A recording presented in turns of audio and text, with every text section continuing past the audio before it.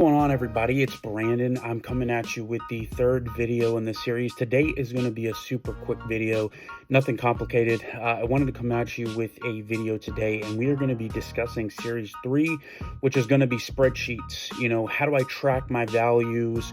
What am I looking at when it comes to everything? So the first 2 videos were kind of about how I started getting cards, going into shops and finding inventory to grading.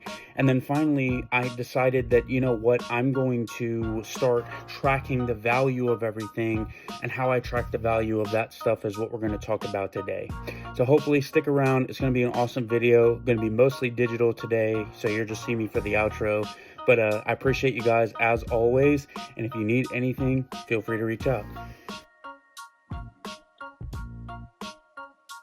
Alrighty guys, so TCG Player is going to be your best friend, especially when it comes to Pokemon cards. When it comes to really anything that's not sports, this is going to be your best friend. As you can see over here on the right, all of these games and many more are located in here, and you can put in any cards you want. Let's say we had a Mewtwo V card that we wanted to look at. We just click it here, and then we can choose which one it is, just to see what the kind of values of our cards are. Now obviously in the app, this isn't true of the website unless you put them in manually, but in the app you have this button at the bottom that says collection. This allows you to actually track the value of all of your cards, and allows you to kind of keep an idea of what kind of cards you have, what you have in the tank, and kind of where everything is at. Now the important thing to note about this is that when you're tracking everything, you can obviously just refer here if you're looking to make trades or you're looking to do stuff like that, but I'm going to go to a slightly better way, and we're going to discuss it in just a second. Alright guys, so I basically, when I first started, I decided that I was going to make spreadsheets. As you can see, I'm a big proprietor of spreadsheets. I think they're really important when it comes to doing business.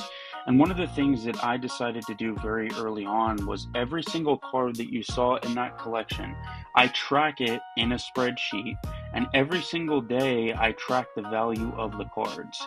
If the values go up, I make them green. If the values go down, I mark them red. And if they stay about the same, I mark them white.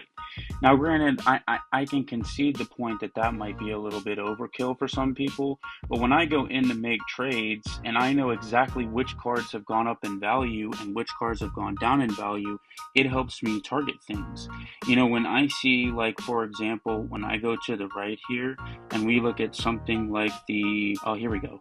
So right here, the Greninja Star promo. You can see number 48 here on the left, and you can see when I first started, this was $8.76. That card has since jumped up to almost to $26 to $27 in the same exact period. Unless I was tracking this, I never would have known that. Now granted, you can find out different ways, you can do things, you can find out different methods, but I find that this is one of the best ways to do everything. Also, I don't want to dive too far deep into this one, but I do have a spreadsheet down here that says PSA candidates. This is another way that you can track your values. So, one thing that I've noticed in the market, if you actually look at what the market price of some of these cards are, you'll notice that the ones that actually have the best margins as a PSA 10 are not exactly the ones that are expensive. The ones that have the lowest margin are the ones that are starting to get super expensive, as you can see here. The reason why that is because certain cards that will go massively up in value when it comes to looking at everything. And guys, that's just another way to kind of track some of the values on everything. See if you can make money through grading, as we mentioned before. And let's back again for the outro, and just wanted to let you be a super quick video today. Play around with your spreadsheet, see what you like to actually track. I have another spreadsheet that actually does kind of everything, tracking sales, tracking where the market price of my cards are. There's many things that you can track, and there's many different ways that you can do this. But I encourage you to track your values. I encourage you to figure it out before everyone else, and when you go to make trades, know exactly where your cards are.